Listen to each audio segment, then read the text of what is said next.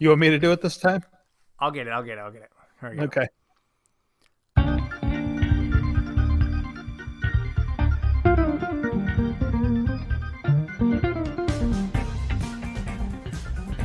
Hello, and welcome to episode 84 of the Casual Tryhard Podcast. I'm Brian. And I'm James. And this week is a little bit of potpourri again.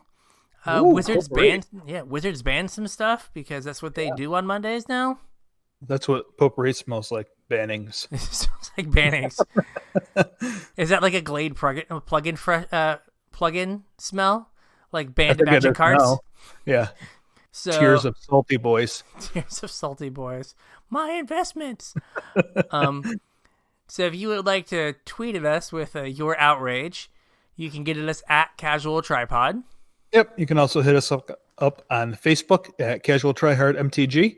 You can drop us an email at show@casualtryhardmtg.com.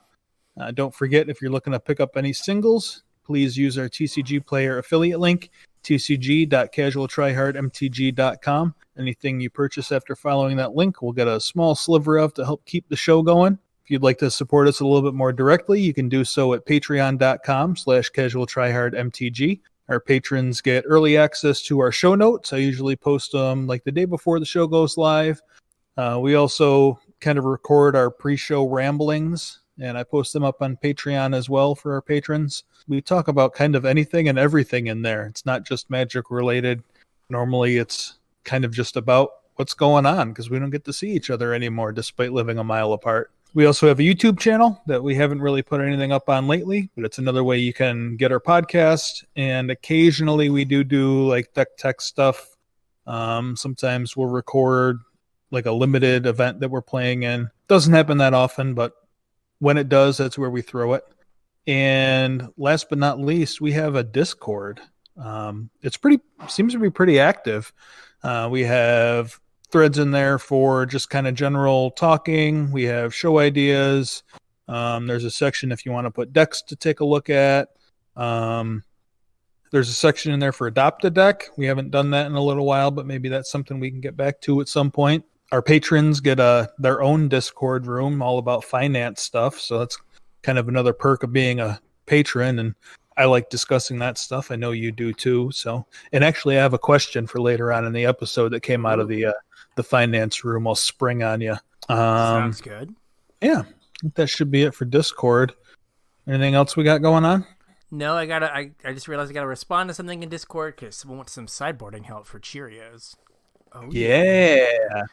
We can talk about that in the show because I actually put that later in the show notes. So there we go. Perfect. We can talk about that on here as well. So we are kind of running out of like topics for shows.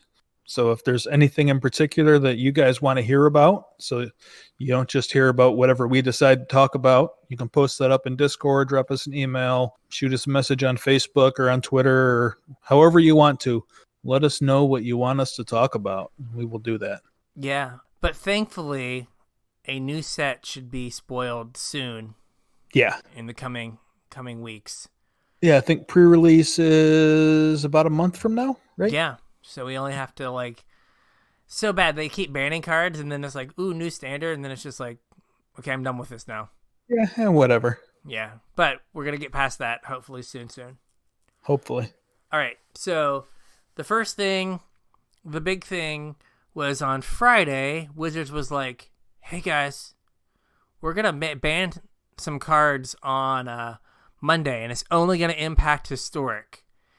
Yeah, and by some cards, everybody immediately knew they meant one card. Yes, which I even tweeted, buy Field of the Dead. Yeah. Like, you gone. Yep. And today, in fact, Field of the Dead got banned. Now, this came up in the store chat. Like, Field isn't good in any format where the 2/2s really matter. And someone was like, well, 2/2s always matter. Like, but they don't in some older formats, right? Like, there are decks that don't care about 2/2s. Like Storm. Like, Storm doesn't care about 2/2s. In Legacy or Modern, there are decks in Modern that are just too fast for the 2/2s to matter. So like Yeah, in burn. fact, doesn't care about Yeah, tutus. in fact, burn doesn't care about a 2/2. Right. Or because it's like, all right, like you're at 2. I Yeah. don't know, every card in my deck kills you. Right. It doesn't matter.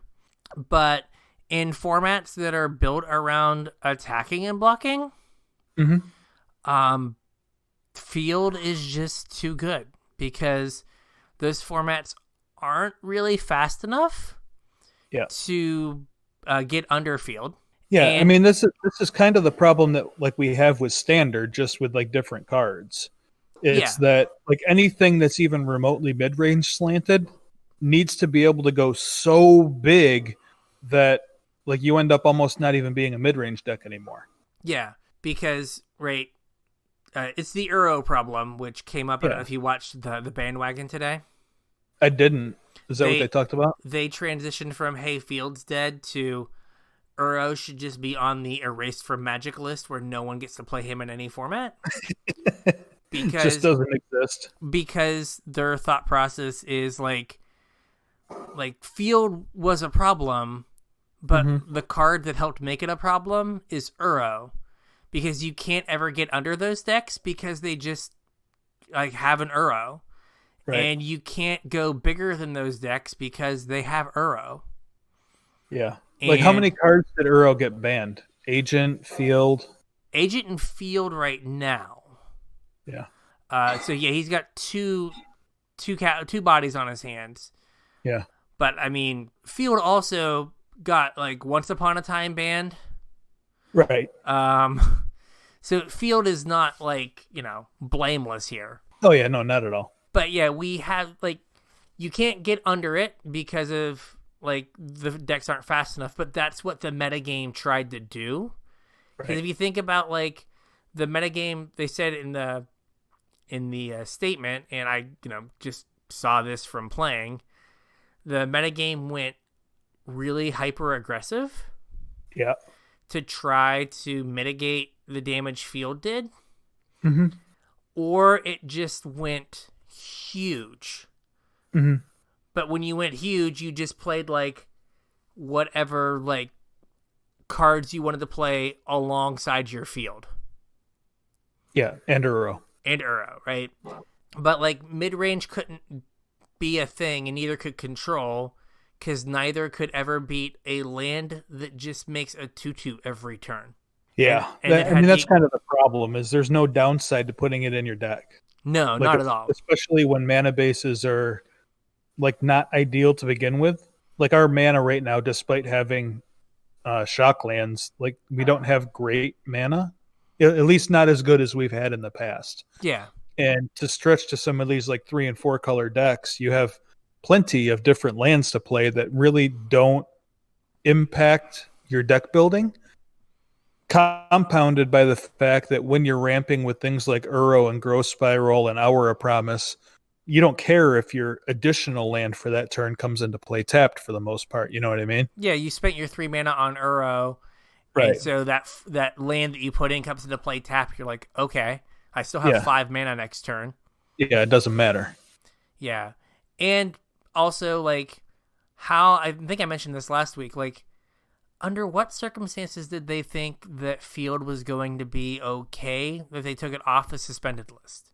Especially knowing that Hour of Promise is coming. Exactly. Like they had to know, like the people that made Amonkhet Remastered and the people that handled the ban list, they work like in the same building. Yeah. Like they didn't go talk to each other. I don't know. I feel like they, in the historic anthology, they were like, well, we put in Goblin Rune Blaster, and we put in Virulent Plague, so we're good, right? Like, there's no way Field can be too good. It's like, well, you're red-black, and you're eating 4 sideboard slots to not get clowned. Right. And you might still get clowned. Do you remember the Field of the Dead decks, or not the Field of the Dead decks, the Hour of Promise decks in Standard? Were those the ones that, like, I guess Ulamog had already gone away. I don't remember what they went and got, like what they ramped into. I really don't remember what they went and got either. But I don't know if they got a whole lot. If they just made They zombies. Yeah, like from what I remember of the decks, they just won with zombies, and Yeah. they weren't getting Field of the Deads. They were just getting deserts and making zombies off of Hour of Promise. I mean, So if your Hour of Promise is good enough to get you 2 lands and make 2 zombies, then your Hour of Promise getting 2 Field of the Deads and making 6 zombies is probably really good, right? it is. I lost to the 6 zombie plan multiple times. Yeah. Um, Invest 5 mana and 12 power worth of creatures plus get and 2 lands. 2 lands. Yeah. Yeah, so like I was playing Hour of Promise today after the ban, Yeah. and it felt good. It was like, oh, like the number of times I was just like, I just want to like have a desert in place so I can go get my 2 zombies and block, and then cast like Approach of the Second Sun the following turn. Yeah, I'll have to check that deck out. That deck sounds pretty good. Yeah, just I retweeted it, so it's Okay. on the casual try hard Discord, not Discord, Twitter. Okay. But with Field gone, I played a reasonable amount today, and it was so weird. I only played like maybe 7 or 8 matches. Yeah. I played against Mono Red, and then I think only Thoughtseize decks. Really? I played against Mono Black twice, Esper Control, maybe Mono Black 3 times, Esper Control, Esper Dance, Esper Control again, and I played against Elves. Okay. But yeah, it was just like just Mono Thoughtseize decks. Yeah. I played a little bit when I got home today. I think I played 3 matches and made it through like Platinum 3 or 2 or whatever I'm in right now. Show off. Well, I mean, that wasn't the point, but I'm stuck. I'm stuck. I've been bouncing around at Plat 4, no rank for the last like couple days because I've been doing the work for you people, so you don't have to play these bad decks. yeah, that like red black aggro mid range, whatever you want to call it, deck that I've been playing. It seems to be a lot better since this ban, but I played blue white control 3 times in a row. Yay, like a deck that just could not exist with Field in the format. Right. Yeah. And I actually think that's a decent matchup for the deck that I was playing. So I was kind of happy to see it. I think there's so much ramp in Historic that like the Thoughtseize decks are going to have a hard time if they are like Thoughtseize without a clock. Yeah. See, that was exactly my thought when I started putting this deck together. Like, I don't know. I mean, I started putting it together when Amonkhet came out, and I've been, tweaking it a little bit since then. But that was kind of exactly my thought, is that if you're going to play, something with some sort of targeted discard, you need to have something to back it up. And I actually think it needs to be something pretty quick. It can't just be, some mid-range threat that you're going to play on turn 3. It needs to be, starting it. A lot of times I don't even cast my Thoughtseize on turn 1. I'll play a threat and then, back it up with a Thoughtseize after the fact. Yeah, or I've played against like Thoughtseize into Dreadhorde Arcanist. Yeah. Into Thoughtseize you again. Oh, that's pretty good. Yeah. But yeah, like I was playing this deck, it was Clown Shoes. I was playing awful. But like I played against, Thoughtseize into Thought Erasure into Thought Erasure, and it was like if I draw a Hydroid Crisis, like I just made you discard 3 cards. Like it doesn't matter. Yeah, and lose 4 life. Yeah, it's like it doesn't matter what you did because like Magic now is just like, okay, every card is like got draw a card stapled onto it. It's like, ooh, I drew an Uro. I'll replace the Uro. Now I'll cast the Uro, and now your discard didn't do anything. Like you have to put a quick clock on someone because it's too easy to dig out. But it's good that those decks can be around. Maybe we kind of get to a point where you can play, a mid-range game and not just, have to go big. Right. Because, again, I think that, like, Magic now I feel like it lacks the combat step and, like, combat math. It just seems like everyone kind of, like, assembles their engine or does their big thing, and then Like it kills doesn't. over like 1 or 2 turns instead of Yeah. throughout the game. Like you're not like, well, I can double block here. Like when's the last time you like double blocked and it wasn't with like 85 zombies or something? Like True. it just doesn't happen anymore. Yeah. It's like, oh, like they have this 6/6 on turn 4. I can't ever profitably block it. I throw my whole board in front of it, so I guess I have to race. Right. Yeah. Or they play like a questing beast, and you're like, oh, all my 2-power creatures can't block it. Well, great. Yeah. Yeah. It's Great. just. So hopefully this will put a little more mid-range and maybe slow the format down. Because that's like another thing that like I think I called, which is when Historic started being a format that like money was involved with and people were playing seriously, right? It went from that like fun format that you could go just like goof off and just like relax and get away from like the grind of Standard to now it's just this like hyper focused, very efficient machine, and you don't have that like release valve because like you're like, I want to go play this deck that's fun or that I think is like interesting and be fun to play, and you get comboed out by goblins on turn 3. You get turn 3 or turn 4, and you're just like, oh, or like when Field was in the format, you're just like, oh, I just got turn 4, they have 6 zombies, I guess I'm dead. Or like, oh, turn 5, they played Ugin. Okay, cool. Pick them all up, start over again. I mean, part of that might be because Standard's so bad too, though. Like people just don't want to play Standard, so they're willing to, put their effort into something else. Yeah, but like, I miss the days where Historic you could just go like play like kind of an off the wall deck. And when was the last time you saw a zombie hunt deck? That's exactly what I was going to say. Like, zombie hunt was a legitimate thing people did in Historic because people, for some reason, love that deck.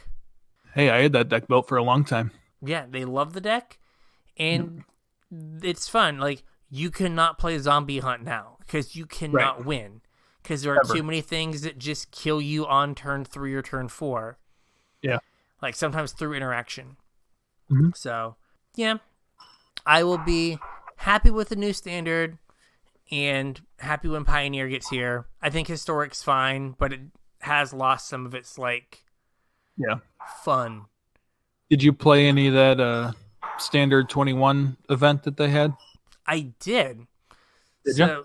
Yeah, so this is... every time I play one of these Artisan events, I just think, like, I enjoy this. I didn't mean the Artisan event. I meant the like the actual Standard 21 ranked. No, I didn't play that. Okay, we'll talk about the Artisan event later. Yeah, I actually meant like actual Standard 21. No. Yeah, I didn't play any of it either, but I did see some tweets over the weekend with people saying it was actually a decent format.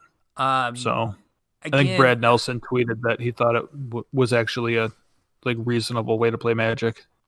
Yeah, I mean, I think the issue like there is the best thing to do is going to be Uro. Yeah. Like, because that's the best thing to do in every format. So, like, I think that just you kind of get pigeonholed into that. But yeah, the mana gets a lot worse though without shocks. It does. It does get a lot worse. I think that is a good point. But we also don't know what the there's got to be a land cycle in Zendikar. Zendikar, yeah. So that'll be and that's true. We don't know what that is.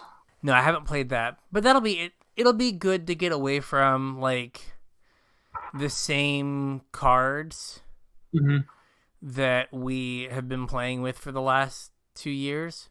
Right. I was that have been present. Yeah, watching a Legacy stream, and the guy was like, "Yeah, it's some lands and a pile of 2019 cards." Yeah.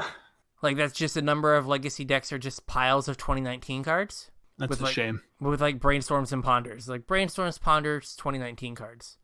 Yeah. Have you seen the new hotness in Legacy? I don't know. What is it? Shark Typhoon. Oh, yeah. That card's kind of getting everywhere now. I was like, oh, well, maybe I'll pick up some because I think I have, like, 2 or something. They're like $15. It's like, oh man. What shell can support Shark Typhoon and Legacy? So the guy I've been watching has been playing it again. Anzid, Yeah. MTG, been playing 4 in Snoko in place of Ice Fang Coatl. In place of, wow, okay. And so it's like bad Ice Fang Coatl that then kind of becomes like reasonable clock. That on more than one occasion I have seen him just resolve and then force something. Whew. And you're That's just like, good. resolve my 6 mana spell in Legacy. Wow. Force your thing, make a 5/5. Go. For free. Yeah. So that is the it's like the Snoko decks because like they play Uro, so they just get to like hit all their land drops. Hear me out. Okay, you ready? Okay. Academy Rector.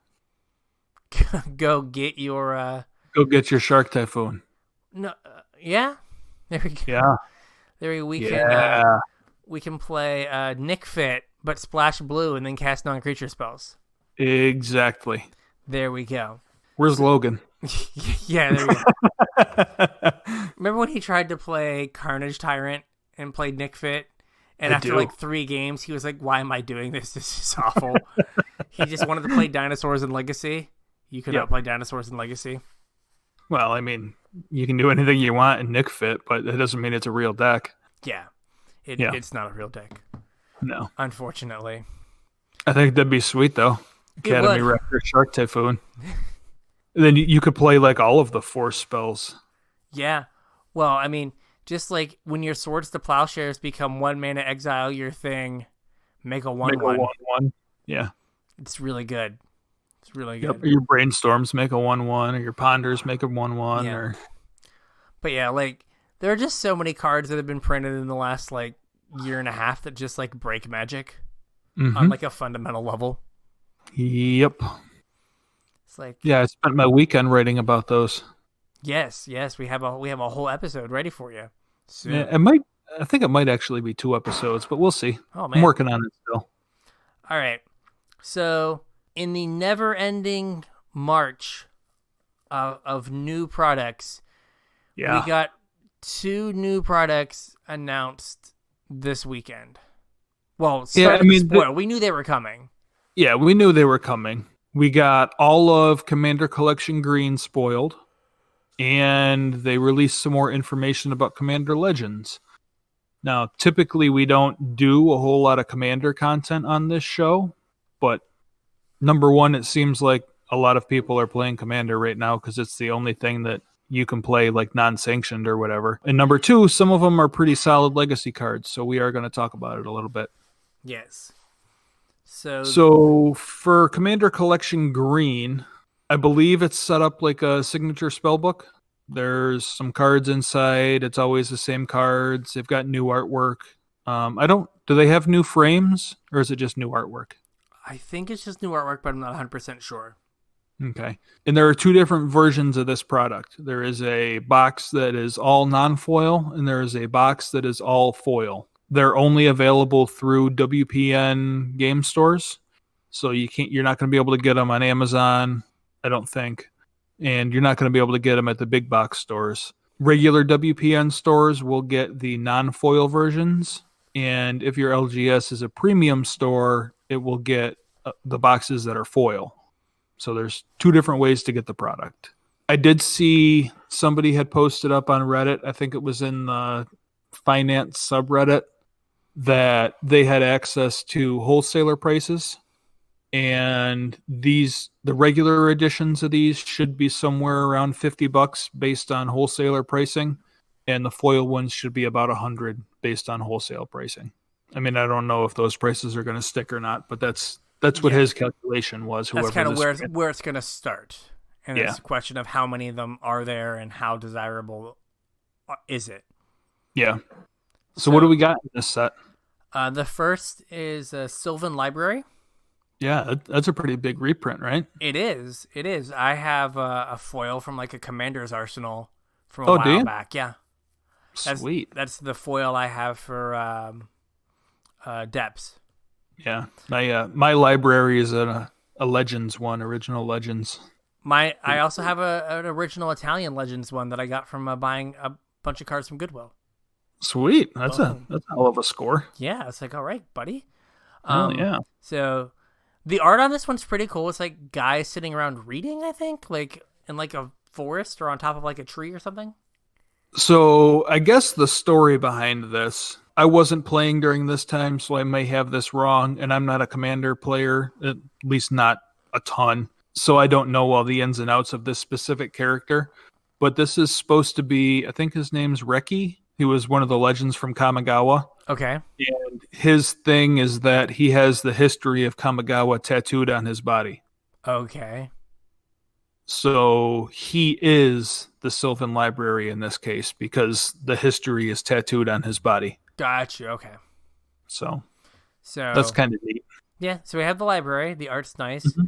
Yeah. We have yet another way for you to get a soul ring. Yep. I think this is something they're going to do. They plan on doing this with other colors throughout, however long they're doing this. And I believe they said that this card and the next one will be in all of them with art to correspond to the color that the collection is in. Okay. So this Sol ring is in, I believe it was in like a wooded area and has like some green things holding the ring up, if I remember correctly. Yeah. Next up Mm-hmm. is Command Tower. Yep. And this is also, the artwork is green themed. And then when they move to other colors, the artwork will be, other color themed. Yeah. This also has like a bunch of printings already, but if you're a diehard green mage and want your command tower to reflect that, then here you go. Here's a green command tower. Yeah. Then we have Worldly Tutor, which is another pretty big reprint. I want to say these things were like $30. So, Okay. And this will be the only printing of Worldly Tutor in foil for the premium editions. Yeah. So it's also kind of something that's kind of cool. It's like Mirage and then 7th edition? Well, 7th would have had foils. No, Was this in 7th? 8th edition had foils, right?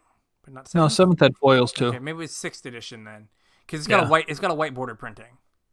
Oh, no, it was 6th edition, yeah. Okay, 6th edition. Okay.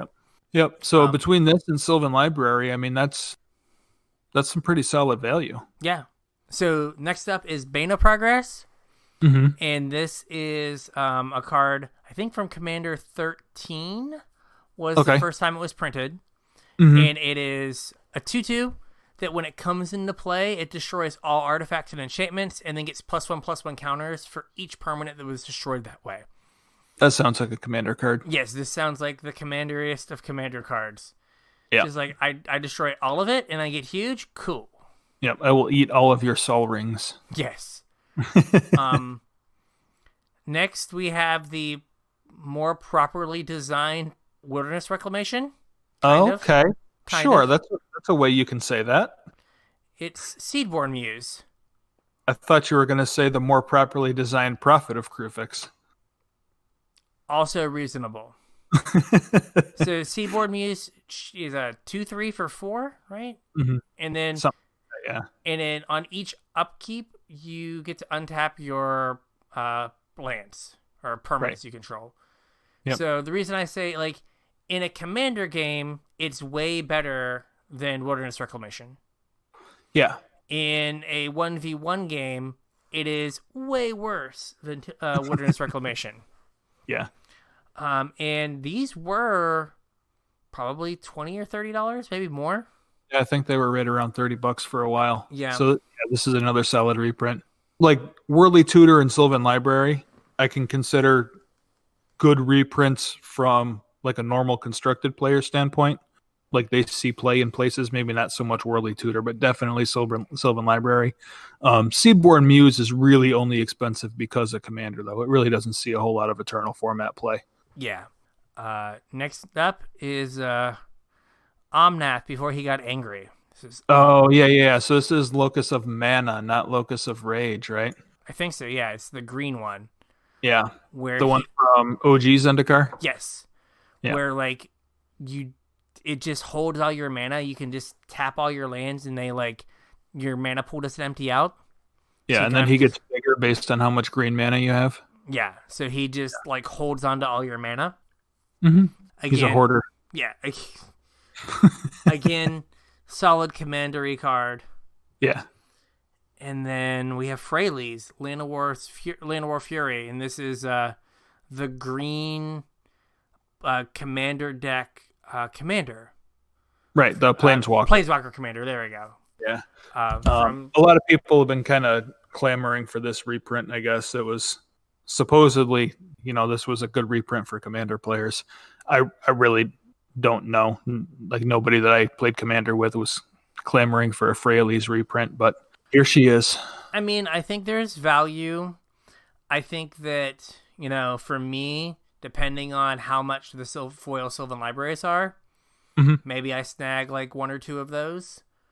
Yeah, I mean, Sylvan Library is not really a card that you run as a 4 of in any deck anyway. Normally it's like one in the main, one in the side, or just one in the side. Yeah, but I mean, they've been showing up more in Legacy as of late. Mm-hmm. So, especially with like Uros and stuff, like you play your library and then you pay 8 life and then you play an Uro. Right. Then you got back 4 of that life. Yeah, it's getting played a lot more. Yeah. Yeah, this will be an interesting product. The thing that I haven't really liked about Magic products, and I know it's because it's a collectible game, is that we said that it looks like the price is going to be $50 to $100. But the problem is like, we know that's not going to be the price. Right. Right? Like, people might be selling the foil ones for $250. Well, I think Pleasant Kenobi had tweeted right after this announcement that he went right to MKM, which is like Europe's version of TCG Player, and priced out the cheapest version of all 8 of these cards. Yeah. And the cheapest versions of all 8 of these cards on, quote, TCG Player was $168. Yeah, I think Saffron Olive either retweeted him or did the same thing. Yeah. Yeah. So, if you can buy $170 worth of cards for $50, that's kind of a no-brainer. Yeah. I mean, this is kind of the same thing that happened with like the From the Vault Ultimate, not From the Vault, Secret Lair Ultimate Edition. Like they were like, these will be like $120 and like they were $250. Right. Well, I mean, they were $250 if you could find one. For a while they were $500-$600. Yeah, which yeah, I mean, the prices come way down on them. You can get them for like $200 now. Yeah, but still, like, it's hard because like the goal of this product in theory is to like get some commander staples to people so they can play more Commander. Right. And if they're like $1 bajillion each, it's kind of hard to say, hey, this is a lot cheaper now. Yeah. Yeah. Yeah. Who knows? I mean, maybe if you're the person that's looking for the green command tower, then you're going to get super lucky because, people are going to buy this for the library or for the Worldly Tutor or for the Seedborn Muse and probably not care about the green command tower. Yeah. If you're the person looking for the Worldly Tutor, then you're going to be in a world of hurt. Yeah. So then the next product is Commander Legends. Yeah. Well, we're going to talk about this, and then I kind of want your opinion. Okay. Just on this product in general, like as you, not as a Commander player. Okay, so this is it's a sealed product that the idea is that you're going to draft with it. Mm-hmm. You're going to draft a Commander deck. Yes. And so they're 20 card packs, so they're bigger than normal. Slightly, yeah. Each pack has 2 legends. And a foil. So it's kind of like a Masters product where you're guaranteed 1 foil in every pack. Yeah. And it's, price somewhere between a regular draft and a Masters pack? Or a Masters draft, so like probably $7 or $8. Yeah, I would imagine it's going to be around like Modern Horizons, maybe. Okay, so that was like 9 or 10. Yeah, I mean, like a Masters pack now is what was 2XM, $18? Yeah. So hopefully they're not that high, but they did say it's going to be, more than a regular pack. So this one I didn't see any wholesaler information on. I Yeah. believe the Commander Collection comes out before Commander Legends does. That's why wholesaler pricing was available. I haven't seen any wholesaler pricing on this yet. If I find that information somewhere, I'll post it up in Discord if anybody's interested. Yeah. But So the thing that is interesting for me as a, I guess, unable to play legacy player, yeah. is there are 71 new legends. Mm-hmm. They messed one up. I don't even have to see the cards. Yeah. One or two of them are busted. Yeah. Like Probably. I have memories of the last 18 months. They messed one up. Like 100%. Think there's a new card for Depths in there? They're gonna have like a Golgari legend that like removes counters from things, or it comes into play as like a 3/3 for green black that like you search up a land or something dumb. It's just gonna be like, oh, this is a no-brainer to not play. It's rampant growth on a body, sure. Yeah. So 71 new legends. There are 41 monocolored partners. So partner is a thing in Commander where like basically 2 cards get to be your commander, right? Yeah. So it's a little bit different than like when we had Commander or partner last time. Last time we had partner, it was partner with. So your partner had to be a partner with like a specific other card. These, I believe, just have partner. So you can mix and match them together. Yeah. Like the first iteration of partners. Yeah. So for this, so you can draft a 2-color deck. Yeah. Right. So you get like a red commander, and then you get a green partner, and you have a red and green deck now. Yep. And then there are 30 non-partner 2 and 3 color legends, and right. some of them are like reprints. Well, not the new ones. I'm sorry, but there are some reprinted legends. I think there are, but they're not in like the set proper. Oh, okay. There's like we'll talk about them in a minute. Okay. There's a weird foiling thing. Yeah. Okay. So so there is kind of a weird way to draft this. Every single pick, you're going to take 2 cards. And that's because they want you to be able to pick your commander. Like they want to make sure that you have an opportunity to draft, the color pair that you want as your commander, because you do have to follow like color identity rules. So the reason you're taking 2 cards at a time is because at some point you're going to have to come up with either a commander or a pair of cards to be your commander that your whole deck is drafted towards, if that makes sense. Yeah, you have to follow the color identity rule. Yeah, and I guess they found that when you're drafting just 1 card per pick, it's a lot harder to like build your cohesive deck. Whereas, if you get to take 2 cards every time you take a pick, you can, okay, this is the card that I want out of the pack, but I also need this partner to work. So I'll take these 2 cards instead of, I'll take this card and then hope that my commander is the right colors. Yeah. Also, to work around this, they have wasted some Seb art. Yes, they did. So there's this, like, is it the Piper? Is that what it's called? Yeah, I don't remember what it's called. So it's this crazy, like, snake man with, like, playing a flute. And it's this beautiful Seb art, and he's, like, every part of him is another color. Yeah, it's the prismatic Piper. There you go. And he is just generic commander. He is 5 mana for a legend with partner. And before the game, you can say what color he is. So if you drafted your sweet red commander, but then never found a green commander to go with it, or a blue commander, you could say Prismatic Piper is blue. Now I have a blue-red deck. But it's just a 3/3 no text after that. So I just realized something interesting, that this Prismatic Piper is legendary. Yes. So like it has to be legendary to be your commander. It does. But commander is singleton, so you couldn't use 2 of these as your commander to get in 2 different colors. Now, thing 2 on the show notes under how to draft is 60 card decks. Singleton rule does not apply. Oh, hey, look at that. So you could just have 2 vanilla commanders. Or 3. Or 3. Oh, you could have 3. Can you have? And you have 3? I have I don't no know how idea. Commander works. Commander's got too many weird things. Oh, no, it says you can have 2 commanders if both have partner. So not 3, just 2. Just 2. You can't just have like Voltron Commander where you just have 4 prismatic pipers or 5 of them, and like that is just like you're just like they're all the colors. Like my deck is all the colors, and I will call my commander Voltron. They also did something kind of weird with this card where it doesn't have a rarity. It's like in 1 in 6 packs or something.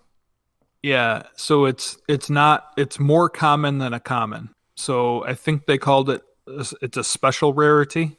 Okay. You're like guaranteed to have some number of them in your draft. Yeah, basically we were drafting this and we kept getting decks that didn't work. Yeah. So we had to fix it. So we put this card in. I watched the announcement video for this, and I actually think they said that of all of the drafts they did testing this, they only had to use Prismatic Piper once. Really? Yeah. Okay, that's like a weird fallback mechanism to have to put in that you had to use Piper one time. Well, like the fail case, though, is that somebody doesn't get to play Magic. Fair. You know what I mean? Like if you drafted a deck, and if you drafted a Golgari deck and you don't have a Golgari commander, then you don't get to play Magic. Yeah. So good point. Piper fixes that. I mean, it's better to have it in 1 in 6 packs or whatever, and never have that opportunity arise than to have somebody pay $30 or whatever it's going to be to draft Commander Legends and then just not get to play Magic. Yeah, that's a good point. And then all the other commander rules apply.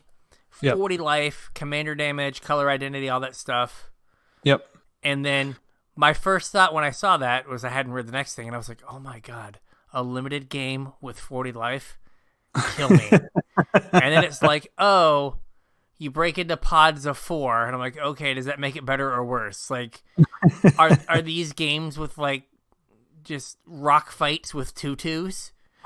I have no idea. I don't think they are, because I think he said the average game length or the average time to finish a session, like drafting and playing, was about 2 hours. So I would imagine being 60 cards, the draft will take a little bit longer. And they also said that this set is going to be bigger than normal.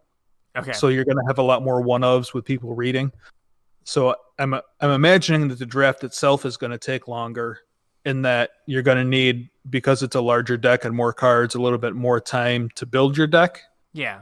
And then the actual game. So I really don't know that, it's going to take that long to finish your game. It is weird, though, like with taking 2 cards a pack.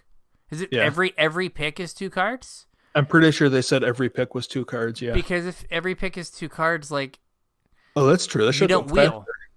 Right? So like 20... Oh, with 20 cards, you get 10 picks. So you never see the same pack twice. Well, yeah, you do. Your first and second pack you're going to see twice. Okay, but you're not going to see like that third pick. You know what I mean? But you're also not going to like have to try and wheel things if you're taking 2 picks at once. Fair. I guess like signals are less important when you can just take the 2 good green cards out of the pack. Well, I mean, signals are also less important if you've third picked your Rakdos commander and you're drafting Rakdos no matter what the table says. You know what I mean? Yeah, good point. I guess the things that are interesting is the rest of the official term is the crowdlands. Oh, is that what they call them? Is the crowdlands? That's what I saw in a Wizards article. So the lands that are dual lands that come into play untapped if you have 2 or more opponents. Yeah. So we had the allied colors, and now we're getting the enemy colors.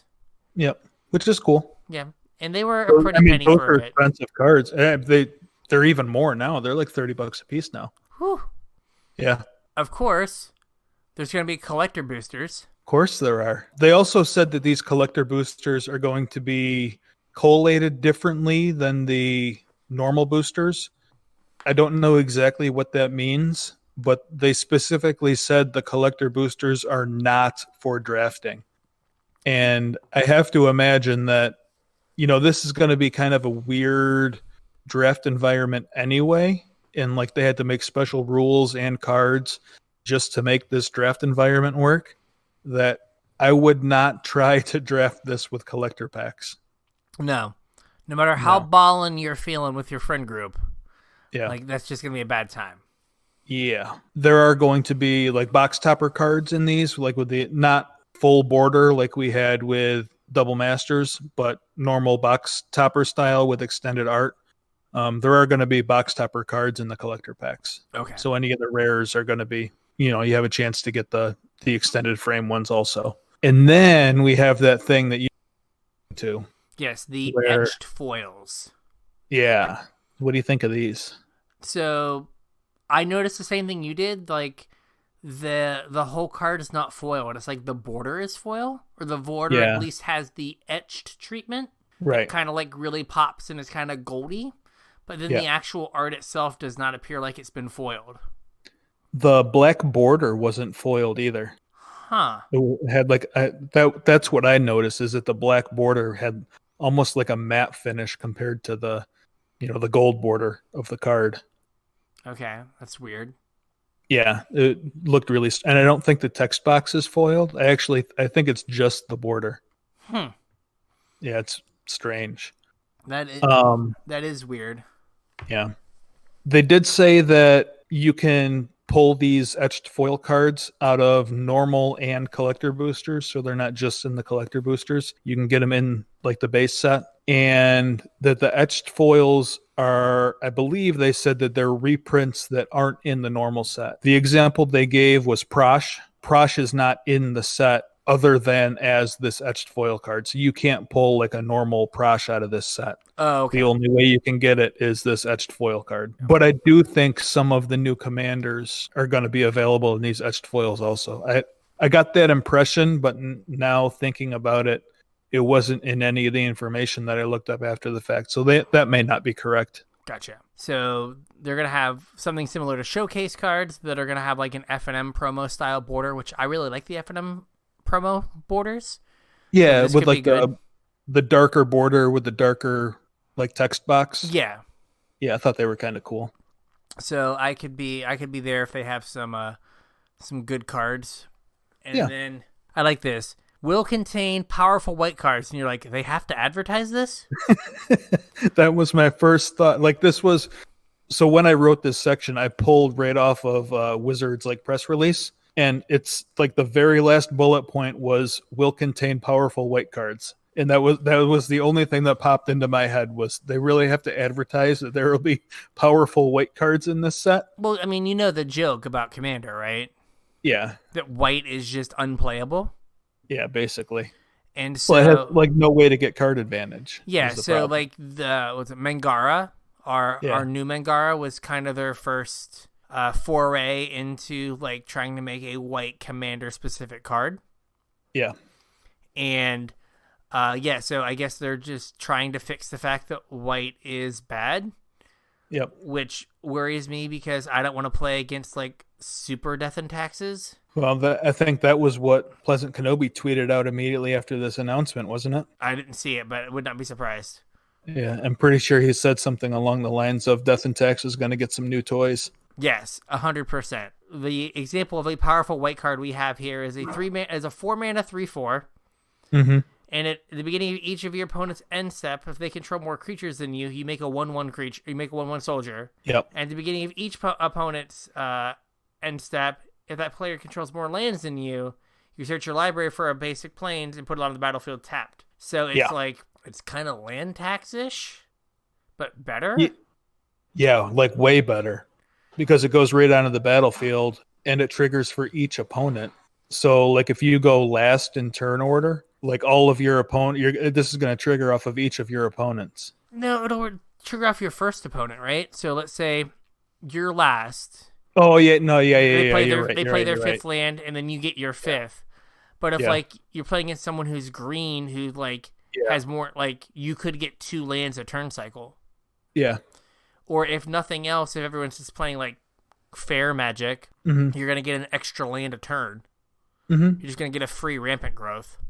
Yeah, it's pretty sweet. Yeah, so certainly a powerful card. It is. It does fill this is a powerful card. Yes. So So what are your thoughts on this set as a not commander player? again, it's kind of what I said. Like I don't think I'm gonna see myself drafting it. Yeah, you don't think you're going to sign up just to see what it's all about? Again, like there's the Rona issue, and like Yeah. I don't know. The thought of playing a pot of Magic sounds awful. So on that regard, I don't think they're gonna get me. Like I understand they're trying to like get like the crossover appeal, right? They're trying to get the people that are commander players to be like, ooh, I like drafting, so that maybe Yeah. they'll draft like regular sets. And they're Right. trying to, I think, get the people that normally draft to play commander and go like, ooh, this isn't Commander's all right. awful. Yeah.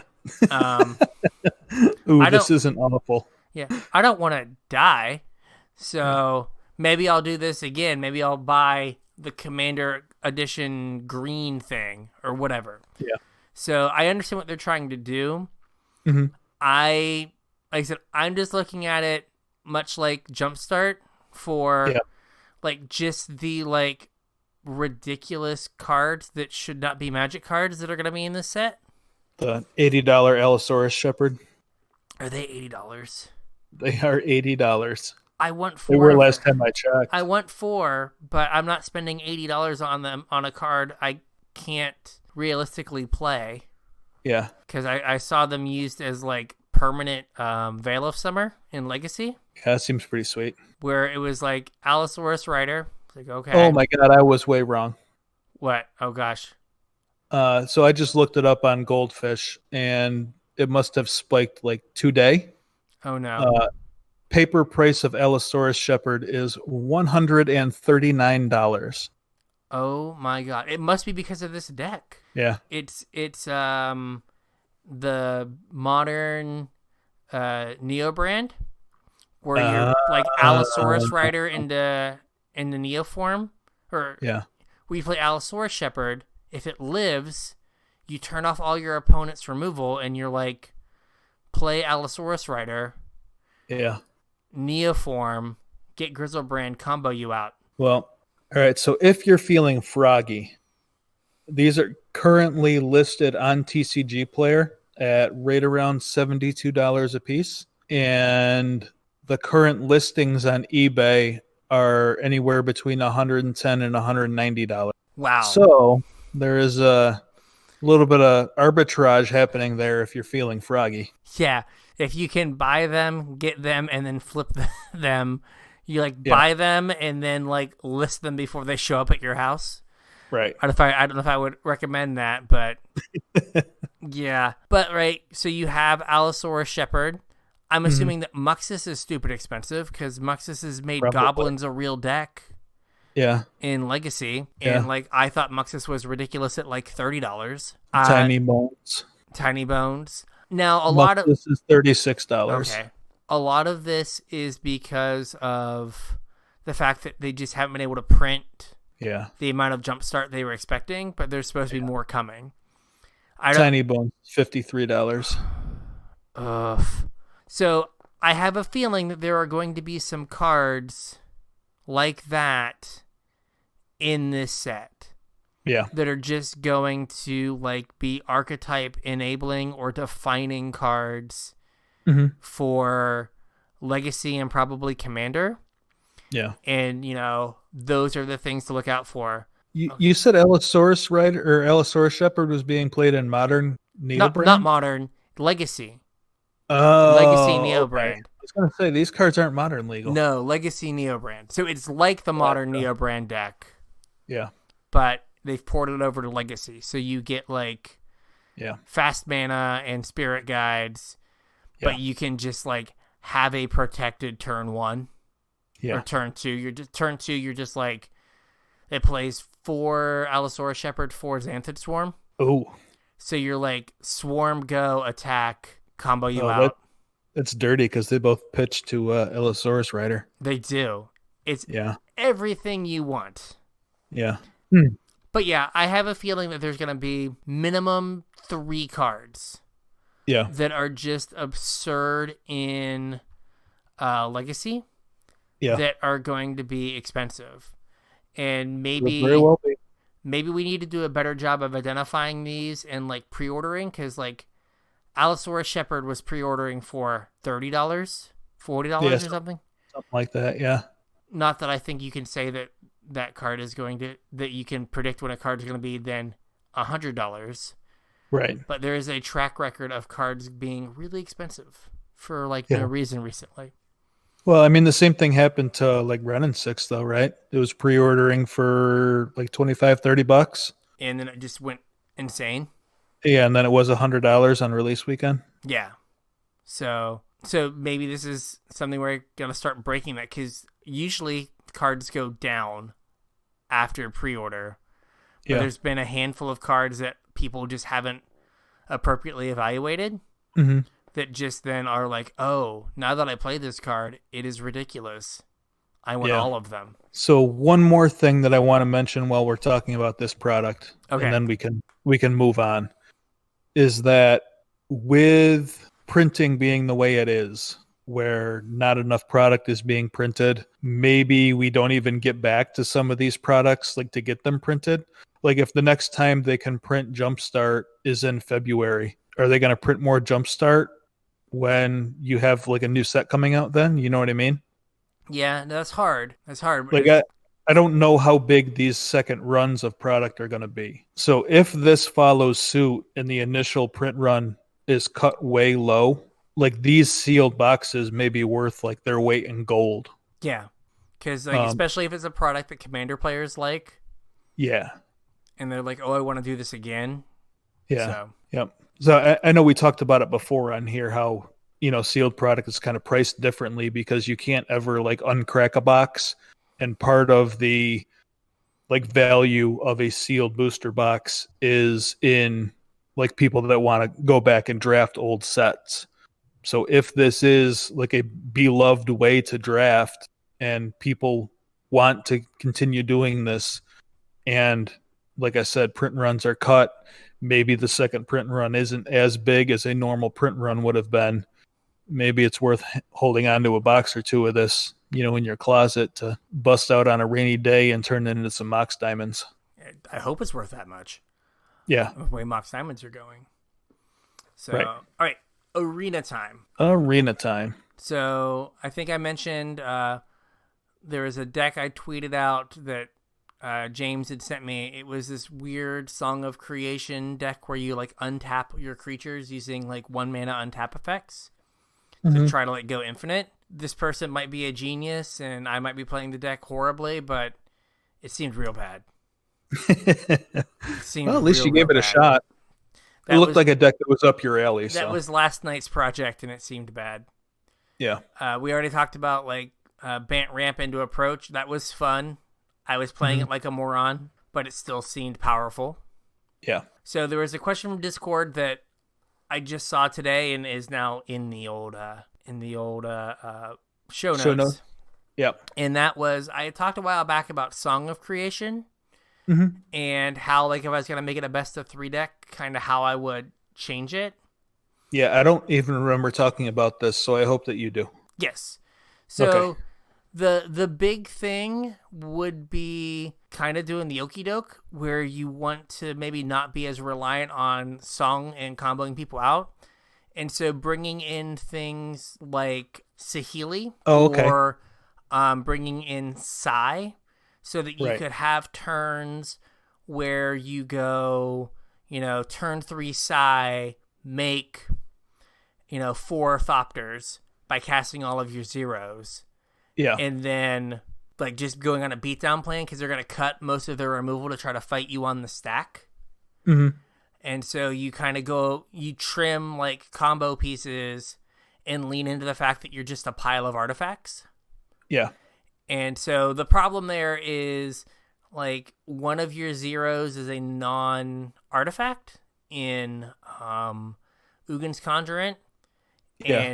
And then 12 of your zeros, like 3 playsets of 4 are creature spell. Well, I guess no 4, so 16 because Ornithopter are creature spells. With so they don't really work with Saheeli, but just some way to like change how you're attacking them. even something as simple as like bringing in Joyra, who will draw cards when you cast a historic spell. Right. Bringing in Joyra to like, complement your songs, so that if they have negate as their interaction for you, you play Joyra and then you play a bunch of zeros and you draw cards that way. Right. So just changing how you're doing it. So a little bit of additional interaction, right? So things like Spell Pierce, or really like probably Miscast, because you're just interested in countering a counter spell. Yeah. Right. Now, this probably isn't like a packed deck, right? As I was getting ready to say, you could maybe pact. The problem there is, like, I don't know, you might fizzle every 5 to 10% of the time. Because usually once you resolve your song, you win the game. Yeah. So you could pact, and you're almost always going to get to 5 mana. Right. Right? So you could, like, pact, and if you don't go off, you basically pay for it and try again. You pay for it, but you kind of time walk yourself. Yeah. Right? You have to hope you live through another turn, and sometimes you don't have that extra time. But, like, you could just go all in and be like, I'm going to play some packs because I know if I resolve this, I'm going to go off. It also pact also gives you the ability to counter your own stuff.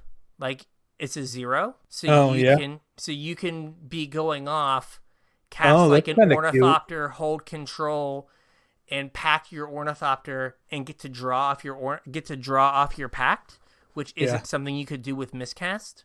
Right. So just the fact that it's a 0 could be worthwhile. But I think that probably the biggest change is maybe like a mix of Sai and Joyra. As a way to diversify your threats and change what the game's about. Makes sense. So, like, you could go down, like, you maybe go down to, like, 3 songs or something, and maybe cut some, like, Ugin's Conjurants, and bring in Sai's, Joyra's, and maybe Saheeli's to just kind of be a little more value-y. I don't think there are any other good artifacts to, like, you could also maybe, like, Pizza Oven. Oh, yeah. Where you could try to give yourself kind of a bit of a go long plan where you're like more value-y, because there are games where you'll just like just like play like a 3/3 Stonecoil Serpent, and just like get to rebuy it once or twice with Emery, and that can give you enough like value, so you can kind of turn into like a value-y, grindy artifact deck. Yeah, I don't know if you're dense enough with artifacts to use Pizza Oven though.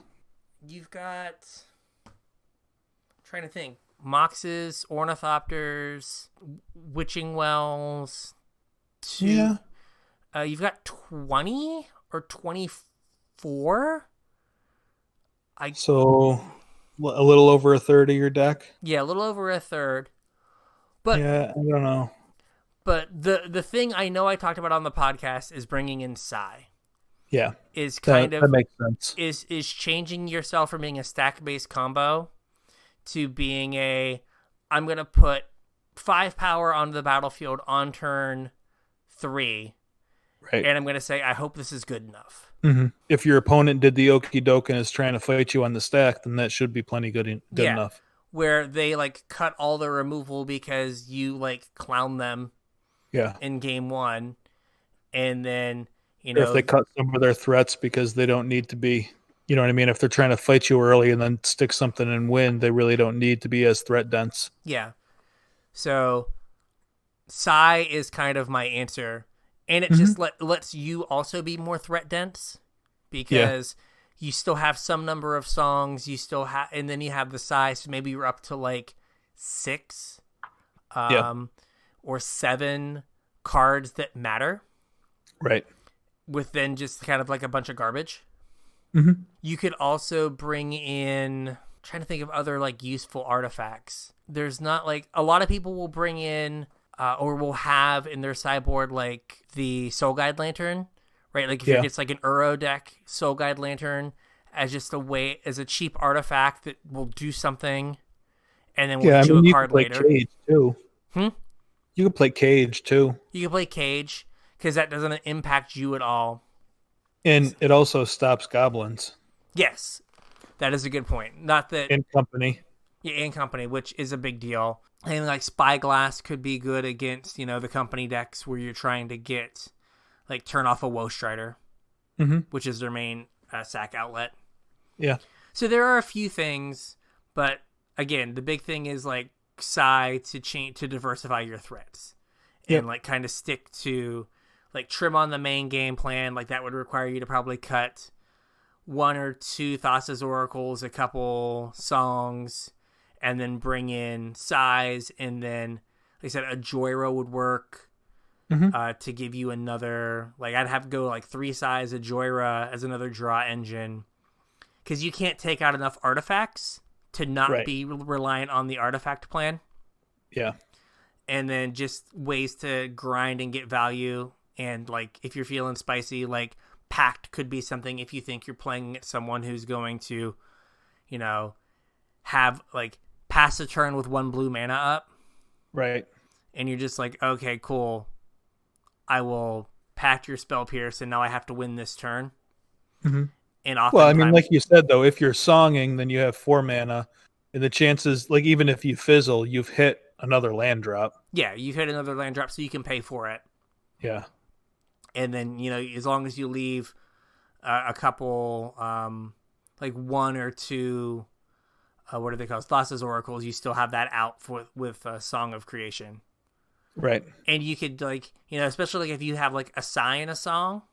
Yeah. Like then you're just like, you just generate so much value that you can beat someone that way. Mm-hmm.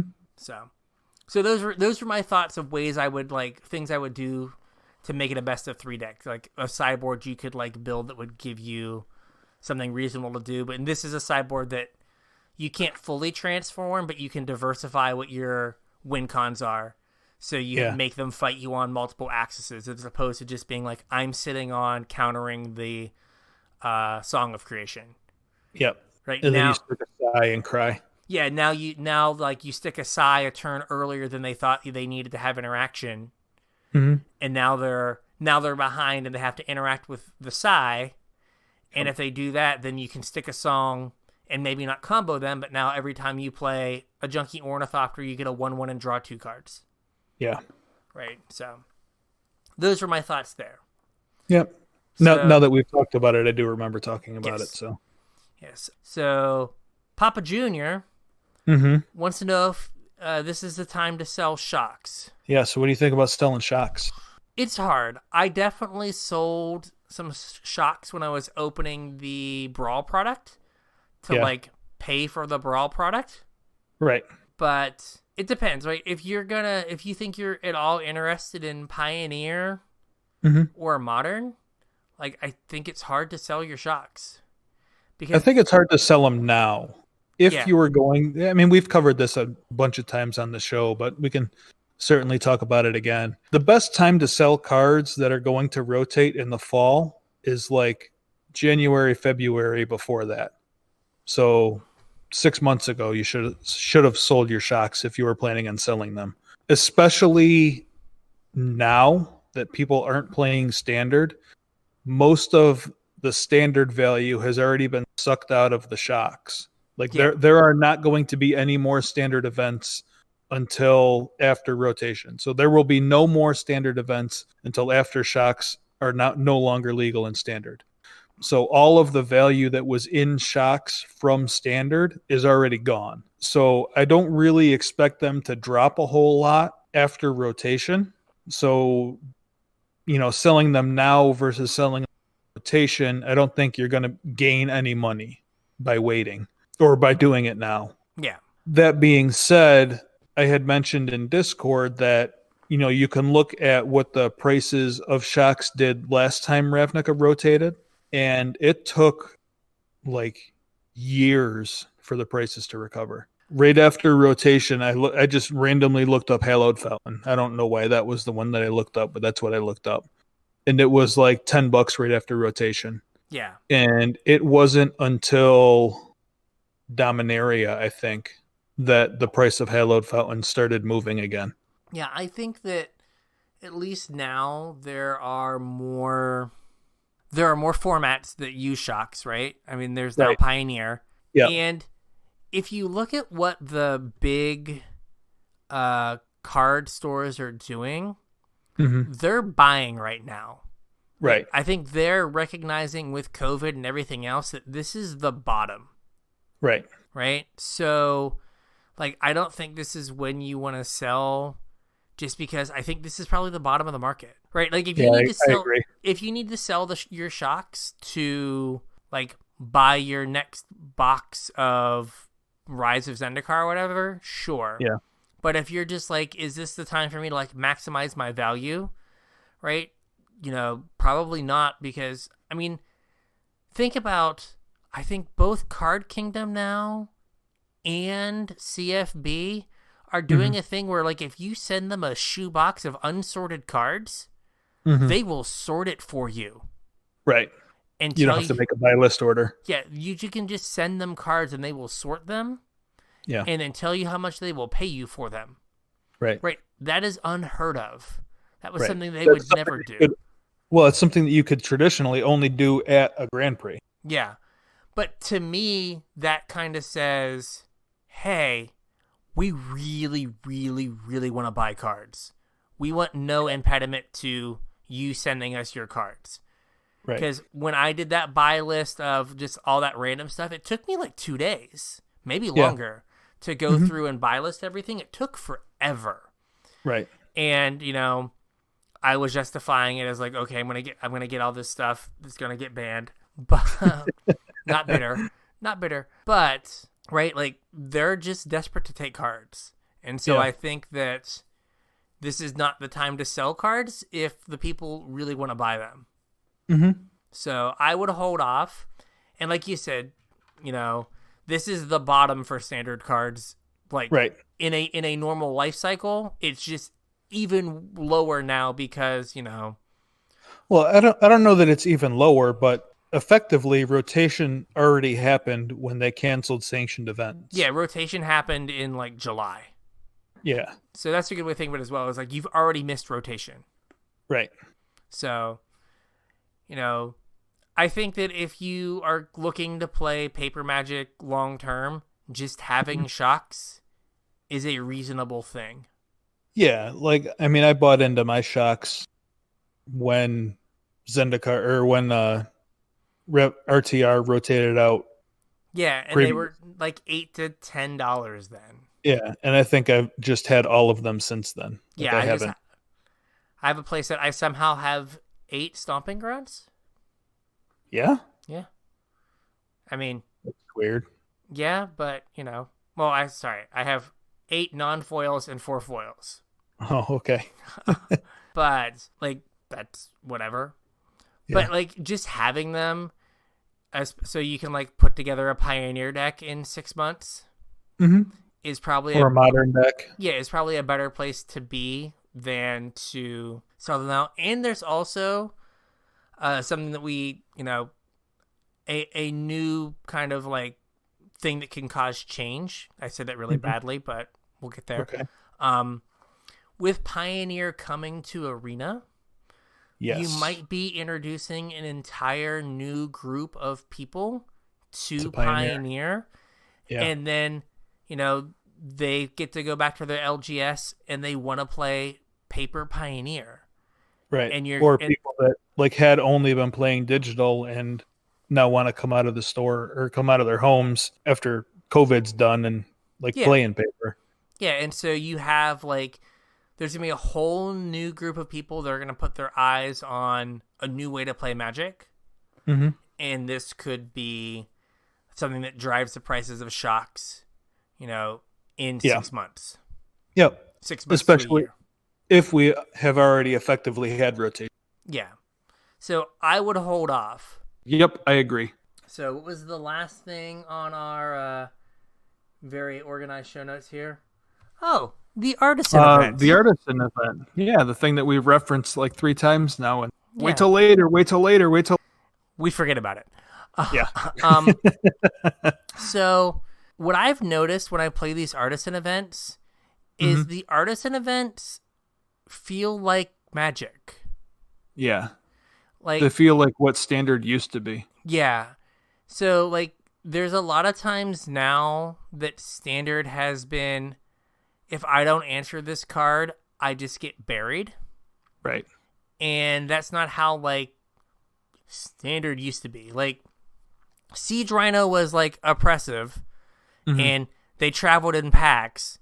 But unfortunately, you played Abzan. That is not unfortunate for you. You're just like, oh, no, it was unfortunate for my opponents. fair. So you say my turn 4 Siege No, Rhino it was great for me. became a turn 5 Siege Rhino. Oh, Yeah. But it wasn't a card that, like, they resolved it, and you were like, oh man, if I don't have a removal spell this turn, and they untap with this, the game's over, right? But now a lot of the threats are just like, oh man, they got their Uro on turn 5. I'm done. Game's like over. I didn't have a removal spell, I lost the game. Or, oh, they resolved Nissa. If I don't kill this Nissa right now, I lose the game. Yeah. Or even, Teferi, Hero of Dominaria, right? Oh man, if I don't kill this, I'm dead. Right? These Artisan events, you're like, oh wait, I can, like, attack and block and do things, and I can, like, do some cute interactions because, like, I have more time. So I really enjoy these when it's just like, oh, I can do something goofy, or I can play old school Magic. Yeah, again. I can, like, attack and block, or you can do something that's combo-y, not super combo you out win the game, but combo-y in a sense of, like, all right, I'm putting, like, A and B together and getting a little bit more than I would otherwise. Right. And I have the time to do that. So what'd you play in this Artisan event? I think I've talked about this before. I put together Green-Black Reanimator. Okay. That is not what I played. Okay, so it was... So the core of the deck was the 3 big cyclers from... Ikoria. So Titanoth Rex. Yeah. I forget its real name, but Space Godzilla. Yep. Death COVID. I mean, Corona. I mean, Beam or whatever now. Yeah, whatever. And Greater Sandworm. With Unbreakable Bond as a 5-mana reanimation spell and back for more. And then I played 2 Cauldron's Gifts as, like, additional reanimation spells. And then, like, towards the end, I was on, like, 6 removal spells, like 3 Eliminates, 3 Heartless Acts, and then, like, 2 Duresses and 4 Agonizing Remorse. So seems reasonable. I had played, like, a little bit of Ramp, but I just decided, like, I really didn't need it. I was playing Cultivate was my Ramp. I had been playing the 2-mana 1/1 that taps for a mana of any color. Yeah. But that just didn't seem good enough. So it was just like, okay, like, kill a thing, discard spell, and then, like, cycle, play a giant thing. And against control, like, I could ramp enough that then all of my draws were must-answer threats. Right. And I could also play them at instant speed. So, like, there were times where I would, like, could play around, let's say, Essence Scatter. Because, like, okay, fine, I'm not going to cast this. If you don't have negate, I get you. Or or, like, if they had a negate and you just, like, slam the thing, you're like, huh? And they're like, oh no, he just slammed the thing. So it was fun, and just getting to play, like, turn 4 11/11s or turn 5 11/11s feels real nice. Yeah, getting back to old school Magic. Old school Magic, yeah. But okay, so yes, but, like, if you tried to do something like this in Standard, right? Like, you can't play a deck like this because the reanimation spells aren't powerful enough. They've decided that is an area where they're going to take power out of the game, or, like, any kind of, like, a little bit of removal, and then I'm going to, like, play a big thing, right? You can't do that anymore because, like, the big thing costs 3 mana and drew you a bunch of cards and gained you a bunch of life. Right. Or, there's just the removal's way too good. Yeah. Right. So you don't have, like, it's not like it's conditional removal. You just have all the answers for everything. Mm-hmm. So, not, pure old school Magic, but it was like it could lose to like an aggressive deck. It could kind of hang with control decks, but it wasn't just like, man, this is like an awful choice. Yeah. I think I played 3 games of this event. Oh, I played a bunch. My opponent scooped every time, so that's why I stopped playing. What were you playing? Mutate? I thought about putting that together. I played against it once. I mean, it's just like the Mutate deck. It is. Like you lose actual 0 cards from the Mutate deck. You lose Sea Dasher Octopus. Yeah, and you lose a Luna and some mana fixing, but... Well, I cut a Luna. Like, I wasn't playing a Luna anymore. Yeah. I was just like Shore Shark for life. I came on the Shore Shark team. Yep. Like that deck That's what I did, was silly. I Shore Shark people. Yeah, and like your mana's worse, but like it doesn't matter that much. Right. I guess the reason I didn't play it was because you don't have Paradise Druid. Yeah, you also don't have a Boreal Grazer. Yeah, but you don't have the like hexproof thing to pile to make your pile on. Yeah, it doesn't matter though. You play the Essence Symbiote, and I played a couple of the Moth Cocoon things. Yeah. Like it was plenty. And like I said, I played 3 games and my opponent scooped as soon as I mutated my second thing, like every game. Oh wow. Yeah. I only swung once in each game. Okay. I definitely played games, so apparently I was doing it wrong. I thought about playing that deck, but I was like, I like this green-black deck. Yeah. It's so great when you're like on a red opponent attacks you and you're like back for more, eat your thing, block your other thing. And you're just like, yeah, you just got a hard 2-for-1 and I have a 7/7. Yeah. You're just like, oh, I can never, ever, ever block that. Never, ever. No, you can't. And then next turn you're like, Unbreakable Bond, bring back an 11/11 with lifelink. And they're just like, oh, I can never win. I'm like, correct. Let's go. You have figured out your lot in life. I played against like blue-black mill like 3 times. Yeah. It's like, what are you doing with your life? I almost lost. I almost lost to it once. Did you? Yeah, but I just kept resolving 11/11s or bringing them back, and I ran them out of removal. Yeah. To the point where like I attacked and they had to Grasp of Darkness it to make it small enough so it didn't kill them. So they didn't die. Yeah. I was like, yeah.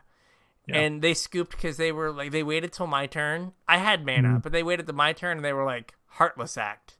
And I was like, Cycle Death Corona. Put a counter on it.